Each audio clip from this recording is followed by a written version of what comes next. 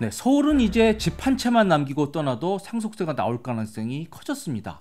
집 한 채가 대부분 10억 원을 넘기 때문에 그렇습니다. 자, 재산세나 종부세는 그래도 공시가격으로 세금을 내죠. 하지만 이 상속세는 시가로 세금을 냅니다. 자, 10억이 이럴진데 만약에 상속재산이 20억, 30억이라고 하면 만만치 않은 상속세가 나올 것으로 그렇게 보입니다. 자, 그런데 우리나라 세법에서는 배우자 공제를 무려 30억 원까지 해주도록 그렇게 돼 있습니다. 만약 30억 원까지 공제를 받을 수 있다 그러면 얘기는 확 달라지죠. 그런데 진짜 가능할까요? 자, 오늘은 배우자 공제에 대해서 자세히 알아보는 시간을 갖도록 하겠습니다.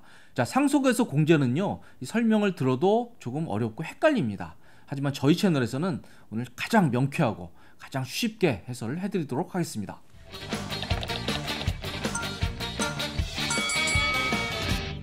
자, 배우자 공제의 위력이 얼마나 크냐, 요 표를 보시면 딱 이해가 되실 겁니다.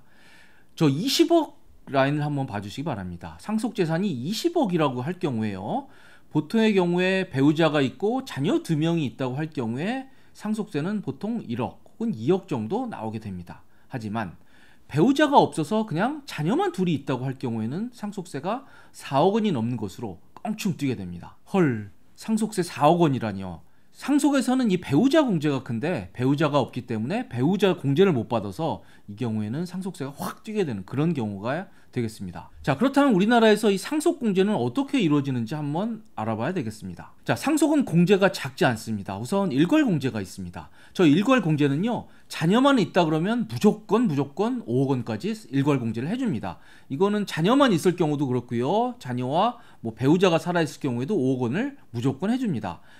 아무튼 대부분의 경우에는 일괄공제 5억 원은 무조건 받고요. 그리고 또 하나, 저 금융재산 공제라는 게 있습니다. 보통 이 상속재산이 부동산이 아니라 금융재산으로 있을 경우에 이 상속재산이 조금 더 불리할 수 있기 때문에 그럴 경우에는 순 금융재산의 20% 최대 2억 원까지 금융재산 공제를 해주도록 그렇게 되어 있습니다.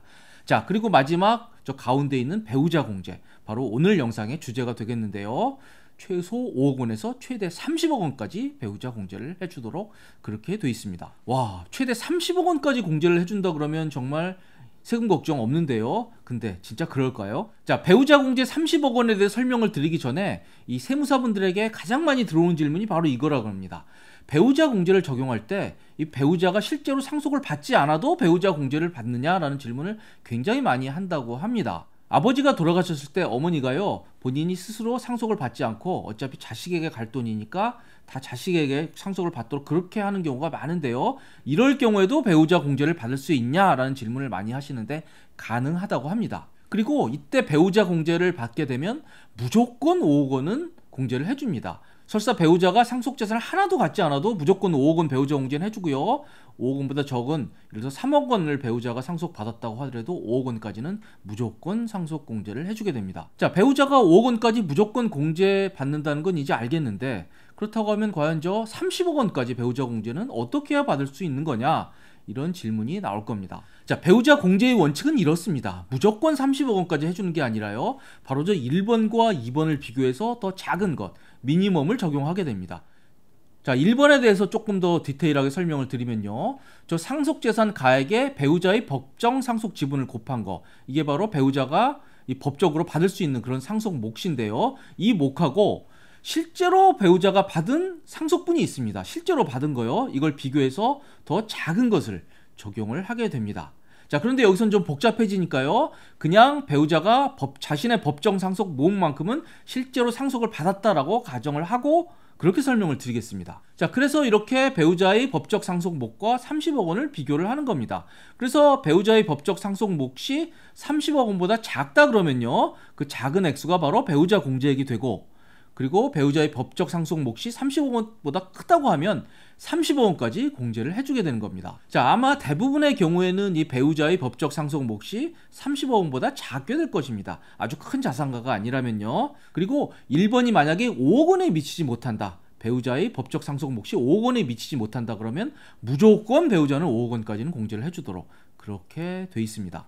자, 이렇게 설명을 드리면 좀 추상적이고요, 아직 이해가 확 안 와닿는 분들이 있을 겁니다. 사례로 다시 한번 설명을 드리도록 하겠습니다. 자, 상속인이, 자, 아버지가 돌아가셨습니다. 그래서 피상속인은 아버지고요, 이제 상속인이 어머니 계시고요. 그리고 자녀가 2명이 있다라고 가정을 한번 해보겠습니다. 아주 우리 주변에서 있는 흔한 상속의 경우입니다. 자, 이럴 경우 민법상 상속순위는 이렇습니다. 1순위는 직계비속, 즉 자녀 2명이 됩니다. 그리고 어머니, 즉 배우자는 직계비속과 동순위가 됩니다. 따라서 1순위가 결국 3명이 되는 거죠. 그런데 상속지분은 저 직계비속의 경우에는 1이 되고요. 자녀 둘이니까 각각 1이 되고, 이 어머니의 경우에는 배우자이기 때문에 1.5가 됩니다. 즉 1.5, 1 이 지분으로 상속 지분을 나누게 됩니다. 자, 이렇게 해서 법적 상속 지분을 한번 계산을 해보겠습니다. 21억 원을 상속을 했다고 할 경우에는요, 어머니인 배우자의 경우에는 몫은 1.5입니다. 자, 따라서 21억 원에 1.5의 몫을 적용을 해서 계산을 하면요, 본인의 이 법적 상속 몫은 9억 원이 됩니다. 그리고 자녀 1, 자녀 2는 각각 6억 원이 본인의 법적 상속 몫이 되겠습니다. 자, 다시 보면 이 경우는 배우자가 본인의 법적 상속 몫이 9억 원이 됩니다. 자, 따라서 만약에 9억 원을 다 상속을 받는다고 하면요, 아까 30억 원이 안 되기 때문에 이 9억 원까지는 전액 배우자 공제가 되게 됩니다. 자, 그런데 이 경우에 이 배우자가 본인의 법적 상속 몫인 9억 원이 아니라 그걸 1억 원 초과해서 만약 10억 원을 상속을 받았다고 하면, 그러면 공제를 어떻게 될까요? 이 경우는 30억이 안 되니까 10억 원까지 다 공제를 해줄까요? 아닙니다. 바로 제가 아까 요 표에서 1번을 설명드릴 때요, 여기서 이 배우자의 법적 상속 몫과 실제로 상속받은 것을 비교해서 더 작은 액수를 적용을 한다고 했죠. 따라서 이 배우자가 본인의 상속 몫인 9억 원을 초과해 10억을 받았다고 해도 본인의 법적 상속 몫은 9억 원이기 때문에 9억 원까지밖에 배우자 공제가 적용이 안 되게 됩니다. 자, 그러면 이 어머니가 본인의 법적 상속 몫인 9억 원이 아니라 이 자식들을 생각해서 9억 원보다 낮은 6억 원을 상속받으면 어떻게 될까요? 이 경우 법적 상속 몫인 9억 원까지 공제를 받을까요? 아니면 실제로 본인이 받은 6억 원까지 받을까요? 이건 6억 원까지 받습니다. 자, 아까도 설명드렸듯이 분명히 1번을 계산할 때요, 1번을 계산할 때 본인의 법적 상속 몫과 실제로 상속받은 액수를 비교해서 더 작은 액수를 적용한다고 했죠. 그리고 그게 30억 원을 넘지 않는 범위 내에서 전액 공제가 이루어지는 건데요. 따라서 좀 전에 제가 말씀드린 이 배우자가 9억 원이 아니라 6억 원을 상속을 받았을 경우에는 본인의 법적 상속 몫인 9억 원이 아니라 6억 원까지만 공제를 받을 수 있다, 이렇게 생각을 하시면 되겠습니다. 자, 이렇게 설명을 들어도 헷갈리시죠? 그래서 제가 또 다른 표를 한번 만들어 봤습니다. 자, 앞에 표는 무시하시고요, 이 표만 보시면 됩니다. 그냥 복잡한 생각하지 마시고 이것만 반복해서 보시면 됩니다. 우선 1번과 2번과 3번 중에 작은 것을 고릅니다. 실제로 상속받은 액수가 있고요. 그리고 이 법적 상속 몫이 있습니다. 본인의 법적 상속 비율에 상속 가액을 곱한 거죠. 그리고 30억 원이 있습니다. 저 1, 2, 3번 중에 가장 작은 것을 하나 끄집어 옵니다. 그래서 5억 원을 적용합니다. 그래서 그 큰 것이 바로 그 집의 배우자 공제 액수다, 이렇게 생각을 하시면 되겠습니다. 제가 개발한 표인데요, 아주 심플하죠. 자, 그래도 이해가 안 되시는 분을 위해서 제가 마지막으로 다시 한번 더 명쾌하게 한번 설명을 드려보겠습니다. 자, 이 경우도 자식 2명과 배우자가 상속인으로 있는 경우를 가정을 해보겠습니다. 자, 아버지가 20억 원 재산을 남기고 떠나셨습니다. 이 경우에 이 배우자 상속 몫을 한번 계산을 해보겠습니다. 20억 원의 이 배우자의 몫은 1.5입니다. 그리고 자녀가 2명이 있기 때문에요, 이 경우에 배우자의 법적 상속 몫은 8억 6천만 원으로 계산이 됩니다. 자, 아버지가 20억 재산을 남겼고 어머니가 법적으로 받을 수 있는 상속 액수가 8억 6천만 원인 경우가 되겠습니다. 이 경우에 실제로 얼마를 받았는지에 따라서 배우자 공제는 각각 달라지게 되는데요, 제가 생각을 해보니까 무려 5가지의 경우 수가 발생을 하게 됩니다.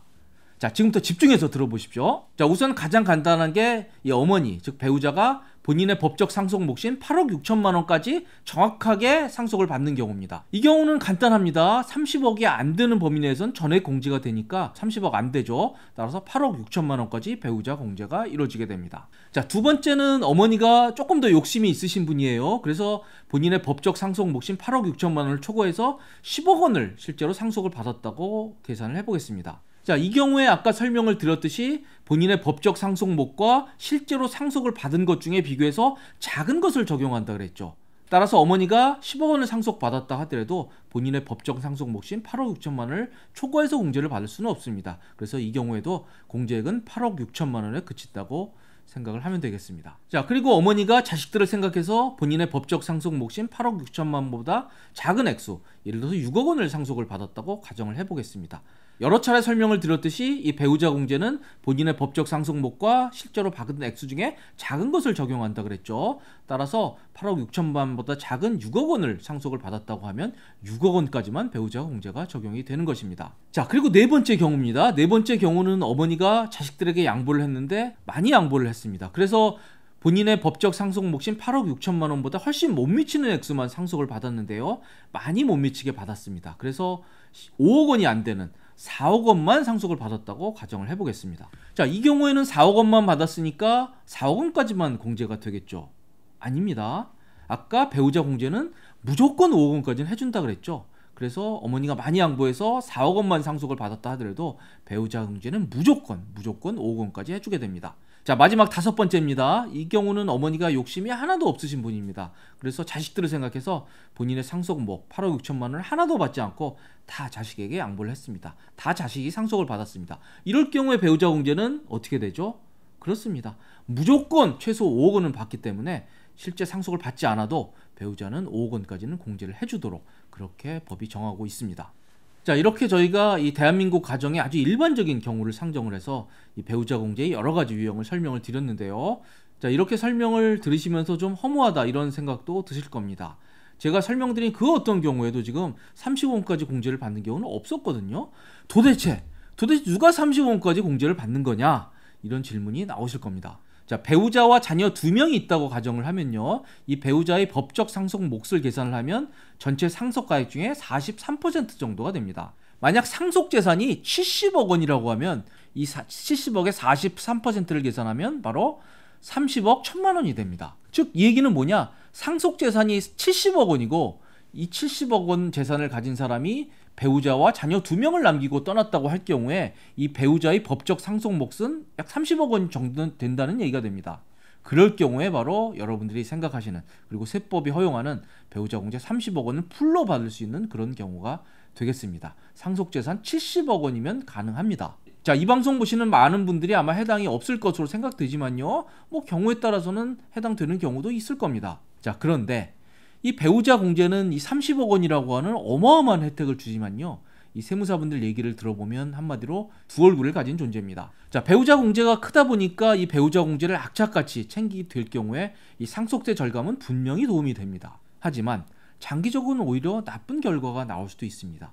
배우자는요, 이 돌아가신 망자와 같은 세대입니다. 따라서 이 직계 비속보다 더 먼저 떠날 가능성이 크다는 얘기죠. 자, 따라서 배우자 공제 풀로 받아서 일단 상속세를 절약을 해도요, 나중에 그 배우자가 떠나게 되면 또다시 상속이 발생하게 되고 또다시 세금이 나올 가능성이 큽니다. 그럴 경우에는 이 혹대려다가 오히려 혹을 붙이는 그런 결과도 나올 수가 있습니다. 자, 그렇다고 하면 이 상속세와 관련해서 이 세무사분들이 조언해주는 아주 꿀팁 같은 건 없을까요? 있습니다. 바로 연대납세 의무를 활용하면 절세가 가능하다고 그렇게 조언을 합니다. 자, 상속세에는 연대납세 의무라고 하는 게 있습니다. 자, 우리나라 상속세는요, 이 유산세 방식이라 그래서 이 망자를 중심으로 망자의 상속재산을 기준으로 딱 하나만 계산을 합니다. 자, 그런데 이 상속인은 이 본인이 상속받은 범위 내에서 이 다른 상속인의 상속세까지 납부해야 되는 그런 연대납세 의무라고 하는 게 있습니다. 바로 이걸 활용하는 겁니다. 자, 우선 지금까지 설명을 드린 이 배우자 공제, 공제액이 큰 배우자 공제를 최대한 활용을 해서 배우자 공제를 많이 받는 거죠. 그래서 일단 상속세를 줄인 다음에 그 배우자가 이 다른 사람의 상속세를 대신 내주게 되는 겁니다. 이 상속세는요, 이 연대납세 의무가 있기 때문에 다른 사람의 세금을 대신 내줘도 이 증여유씨가 생기지 않게 됩니다. 이건 합법이고 법이 인정하는 겁니다. 자, 그래서 다시 한번 정리해서 말씀을 드리면 이 배우자 공제를 활용해서 일단 상속세를 줄이고요, 그리고 배우자가 다른 사람의 세금을 내주면서 본인의 재산을 줄여서 이 배우자가 사망할 경우에 후에 발생하는 2차 상속에 대비하는 그런 것이 바로 절세에 도움이 된다고 세무사분들은 조언을 하고 있습니다. 자, 하지만 배우자가 이미 상당한 재산이 있고요, 그리고 이 배우자가 뭐 고령이고 살아갈 날이 얼마 안 남은 것으로 그렇게 생각이 된다 그러면 이런 절세 전략이 유효하지 않을 수도 있으니까 구체적인 경우는 세무 전문가들하고 상담을 좀 받아볼 필요가 있다고 생각이 됩니다. 자, 저희는 지금까지 이 많은 분들이 헷갈려하고 어려워하시는 이 상속공제, 그 중에서 가장 복잡한 이 배우자 공제에 대해서 자세히 살펴봤습니다. 지금까지 도움이 되셨다면 구독, 좋아요 부탁드리고요. 지금까지 시청해주셔서 감사드립니다.